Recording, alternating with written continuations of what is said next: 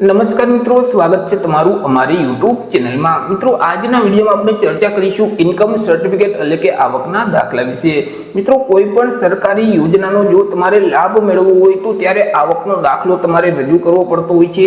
તો આ આવકનો દાખલો છે તે કેવી રીતે મેળવી શકાય, અરજી ફોર્મ કેવી રીતે ભરી શકાય, અરજી ફોર્મ ભરવા માટે કયા કયા ડોક્યુમેન્ટની જરૂર પડશે, આ તમામ માહિતી આપણે એક જ વિડીયોમાં મેળવશું। પરંતુ તે પહેલા વિડીયો ગમે તો લાઈક અને શેર કરી દેજો, ચેનલમાં નવા હોય તો ચેનલને સબસ્ક્રાઇબ કરી દેજો। તો ચાલો મિત્રો વિડીયોની શરૂઆત કરીએ। તો સૌથી પહેલા મિત્રો આપણે ચર્ચા કરીશું જે આવક અંગેનું પ્રમાણપત્ર છે એટલે કે આવકનો દાખલો મેળવવા માટે તમારે અરજી છે તે કોને કરવાની હોય છે। તો અરજી છે તે મામલેદાર શ્રીને કરવાની હોય છે।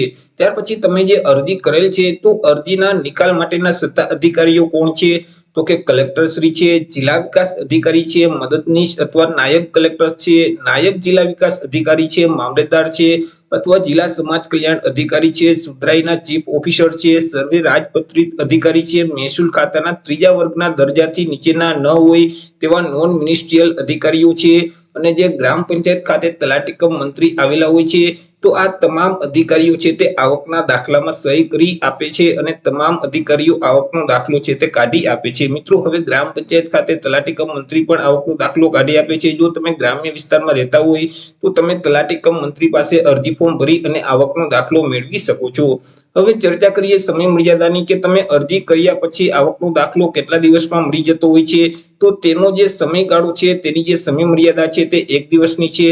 તમે મિત્રો જે દિવસે અરજી કરો છો ત્યાર પછી 1 દિવસની અંદર તમને આવકનો દાખલો મળી જતો હોય છે। આગળ આપણે ચર્ચા કરી લઈશું અરજી ફોર્મ વિશે કે આવક અંગેનું પ્રમાણપત્ર છે એટલે કે આવકનો દાખલો મેળવવા માટે અરજી ફોર્મ કેવી રીતે ભરી શકાય। તો આવકનો દાખલો મેળવવા માટેનું અરજી ફોર્મ કંઈક આ મુજબનું રહેશે કે જેમાં સૌથી પહેલા તો તાજેતરનો પાસપોર્ટ સાઇઝનો ફોટોગ્રાફ અહીં લગાવવાનો રહેશે, કોર્ટ ફી સ્ટેમ્પ 3 રૂપિયાની અહીં લગાવવાની રહેશે, અરજદારનું નામ લખી દેવાનું રહેશે, તેનું સરનામું લખવાનું રહેશે, જે તારીખે તમે અરજી ફોર્મ ભરો છો તે તારીખ અહીં લખવાની રહેશે, તમારા તાલુકાનું નામ લખી દેવાનું રહેશે, તમારા જિલ્લાનું નામ અહીં લખવાનું રહેશે।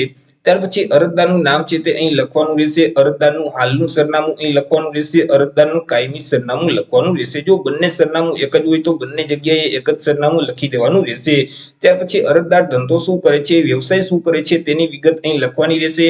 અરજદાર જે જગ્યાએ ધંધો કરતા હોય અથવા તો જે જગ્યાએ વ્યવસાય કરતા હોય તેનું જે સરનામું છે તે પૂરું સરનામું અહીં લખવાનું રહેશે।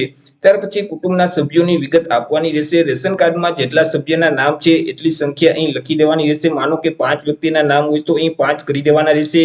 તેમાંથી કમાવનાર સભ્યોની સંખ્યા કેટલી છે તે સંખ્યા અહીં લખવાની રહેશે। 5 વ્યક્તિમાંથી એક વ્યક્તિ જ કમાતા હોય તો અહીં 1 લખી દેવાનું રહેશે। ત્યાર પછી કુટુંબની કુલ વાર્ષિક આવક કેટલી છે તે વાર્ષિક આવક અહીં લખવાની રહેશે। ત્યાર પછી તમારી પાસે ટેલિફોન નંબર છે કે કેમ, જો ટેલિફોન નંબર હોય તો અહીં મિત્રો ટેલિફોન નંબર લખવાના રહેશે અને વાર્ષિક ટેલિફોન બિલ કેટલું આવે છે તે બિલની રકમ અહીં લખવાની રહેશે। આગળ મિત્રો સરેરાશ વાર્ષિક વીજળી બિલ કેટલું આવે છે એટલે કે લાઇટ બિલ કેટલું છે વાર્ષિક તે રકમ રૂપિયા અહીં લખવાના રહેશે। તમારી પાસે ટીવી છે કે કેમ, જો ટીવી હોય તો આ લખી દેવાનું રહેશે, નહીતર ના લખી દેવાનું રહેશે। ચેનલ કનેક્શન છે કે કેમ, ચેનલ કનેક્શન હોય તો આ લખવાનું રહેશે અને કેબલ ઓપરેટરને વાર્ષિક કેટલો ચાર્જ ચૂકવો છો તેની રકમ લખવાની રહેશે। ઘરમાં અન્ય કયા કયા સાધનો છે જેમ કે કાર, સ્કૂટર, લીમડા, ફ્રીજ, વોશિંગ મશીન જે સાધનો હોય તેની વિગત અહીં લખી દેવાની રહેશે। મિત્રો, તમારે આવકનો દાખલો શા માટે જોઈએ છે તેનો જે હેતુ છે તે હેતુ અહીં લખવાનો રહેશે। નીચે એક ડિક્લેરેશન આપેલ છે તે વાંચી લેવાનું રહેશે। ત્યાર પછી તમારા ગામનું નામ છે અથવા તો તમારા તાલુકા અથવા તો જિલ્લાનું નામ છે તે અહીં લખી દેવાનું રહેશે। તમે જે તારીખે અરજી ફોર્મ ભરો છો તે તારીખ અહીં લખવાની રહેશે અને અરજદારે પોતાની સહી અહીં કરી દેવાની રહેશે। આગળ મિત્રો કુટુંબના સભ્યોની વિગત દર્શાવતું પત્રક તમારે ભરવાનું રહેશે। રેશન કાર્ડમાં જેટલા વ્યક્તિના નામ છે તે તમામ વ્યક્તિના નામ અહીં લખવાના રહેશે। રેશન કાર્ડમાં જેવી રીતે નામ હોય એવી રીતે નામ અહીં લખી દેવાના રહેશે। ત્યાર પછી અરજદાર સાથે તે વ્યક્તિનો શું સંબંધ છે તે સંબંધ અહીં લખવાનો રહેશે। તેમની ઉંમર કેટલી છે તે ઉંમર અહીં લખવાની રહેશે। તે વ્યવસાય શું કરે છે, ધંધો શું કરે છે તેની વિગત લખી દેવાની રહેશે। તેમની વાર્ષિક આવક કેટલી છે તે વાર્ષિક આવક લખવાની રહેશે। ત્યાર પછી તમારા ગામનું નામ અથવા તો તાલુકા કે જિલ્લાનું નામ લખવાનું રહેશે। જે તારીખે અરજી ફોર્મ ભરો છો તે તારીખ અહીં લખવાની રહેશે અને અરજદારની સહી અહીં કરવાની રહેશે। આગળ મિત્રો તમારે પરિશિષ્ટ 3 ભરવાનું રહેશે કે જે અરજદારનો તલાટી સમક્ષ રૂબરૂ જવાબનું પત્રક હોય છે કે જેમાં મિત્રો અરજદારે પોતાનું નામ અહીં લખી દેવાનું રહેશે, તેમની ઉંમર લખવાની રહેશે, જે વ્યવસાય કરતા હોય તેની વિગત લખી દેવાની રહેશે, સરનામું અહીં લખવાનું રહેશે। કુટુંબમાં કુલ કેટલા વ્યક્તિ છે તેની સંખ્યા લખી દેવાની રહેશે। તેમાંથી કમાવનાર કેટલા વ્યક્તિ છે તેની સંખ્યા અહીં લખવાની રહેશે। જો ટેલિફોન જોડાણ હોય તો ટેલિફોનનું માસિક બિલ કેટલું આવે છે તેની રકમ રૂપિયા અહીં લખવાના રહેશે। ફોનનું માસિક બિલ કેટલું આવે છે તેની રકમ રૂપિયા લખી દેવાના રહેશે। ત્યાર પછી મિત્રો લાઇટ બિલ માસિક કેટલું આવે છે તે રકમ રૂપિયા અહીં લખવાના રહેશે। ત્યાર પછી ટેલિવિઝન હોય અને કેબલ કનેક્શન હોય તો તેનું માસિક બિલ કેટલું આવે છે, માસિક ચાર્જ કેટલું છે તે રકમ રૂપિયા લખવાના રહેશે। અહીં મિત્રો ઘરમાં અન્ય જે સાધનો હોય તો જે સાધનો ન હોય તેની માથે મિત્રો લીટો મારી દેવાનું રહેશે। ત્યાર પછી મિત્રો કુલ વાર્ષિક આવક કેટલી છે તે કુલ વાર્ષિક આવક રકમ રૂપિયામાં અહીં લખવાની રહેશે। અહીં મિત્રો સ્થળનું નામ એટલે કે તમારા જિલ્લાનું, તાલુકાનું અથવા તો ગામનું નામ લખી દેવાનું રહેશે। જે તારીખે અરજી ફોર્મ ભરતા હોય તે તારીખ લખી દેવાની રહેશે। અરજદારના નામ અને સહી સિક્કા અહીં કરવાના રહેશે। અંગૂઠાનું નિશાન કરતા હોય તો અંગૂઠાનું નિશાન, જો સહી કરતા હોય તો સહી કરી દેવાની રહેશે। ત્યાર પછી મિત્રો તમારા ગ્રામ પંચાયત ખાતે જે તલાટી કમ મંત્રી આવેલા હોય છે તે તલાટીની સહી અને તેમના સિક્કા અહીં તમારે કરાવી લેવાના રહેશે। આગળ મિત્રો પરિશિષ્ટ 4 મુજબ તમારે પંચનામાનું ફોર્મ ભરવાનું રહેશે, એટલે કે અલગ અલગ બે વ્યક્તિને સાક્ષી તરીકે તમારે રાખવાના રહેશે। પરંતુ ખાસ ધ્યાન રાખજો કે જે વ્યક્તિને તમે સાક્ષી તરીકે રાખો છો તે વ્યક્તિ તમારા પરિવારનો સભ્ય ન હોવો જોઈએ। પરિવારનો સભ્ય છે તે સાક્ષી તરીકે માન્ય ગણાતો નથી। અન્ય વ્યક્તિને સાક્ષી તરીકે તમારે રાખવાના રહેશે।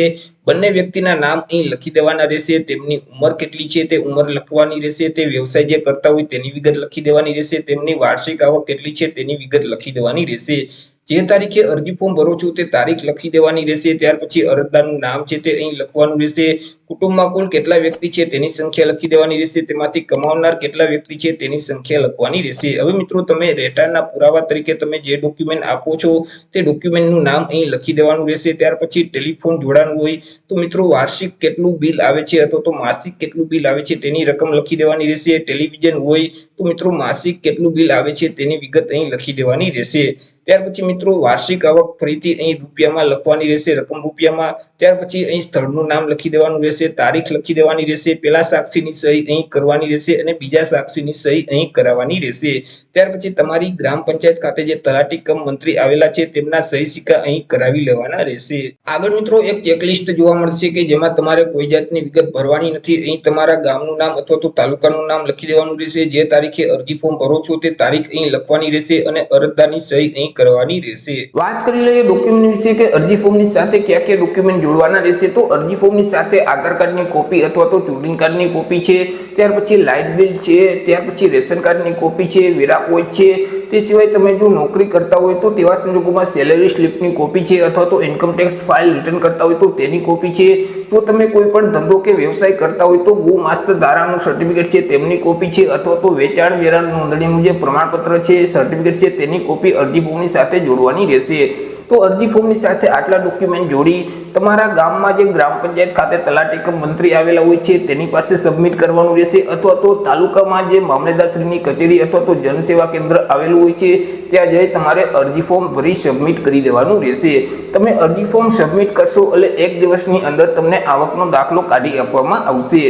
તો મિત્રો આશા રાખું છું વિડીયો પસંદ પડ્યો હશે। વિડીયો પસંદ પડ્યો હોય તો લાઈક અને શેર કરી દેજો। ચેનલમાં નવા હોય તો ચેનલને સબસ્ક્રાઇબ કરી દેજો।